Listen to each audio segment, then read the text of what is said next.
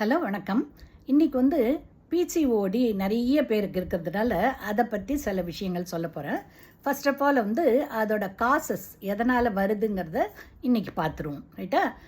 Number 1 excess of male hormone, அதாவது testosterone level ரொம்ப ஜாஸ்தியாக இருக்கலாம். தட் இஸ் ஃபஸ்ட் இம்பார்ட்டண்ட் இது.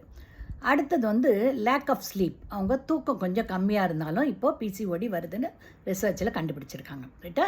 அடுத்தது ஜங்க் ஃபுட், அடிக்கடி நிறைய ஜங்க் ஃபுட் சாப்பிட்டு ஓவர் வெயிட் ஆகிறதுனால அது அனதர் இம்பார்ட்டண்ட் ட்ராபேக்.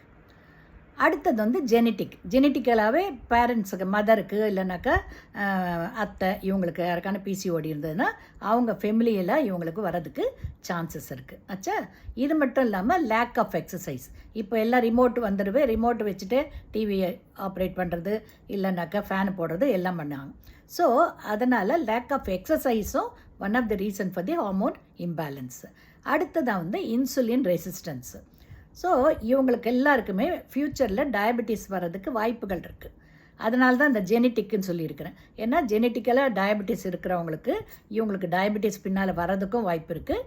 இப்போ இன்சுலின் ரெசிஸ்டன்ஸ் ஃபார்ம் ஆகிருக்கலாம். அந்த insulin resistance will lead on to PCOD.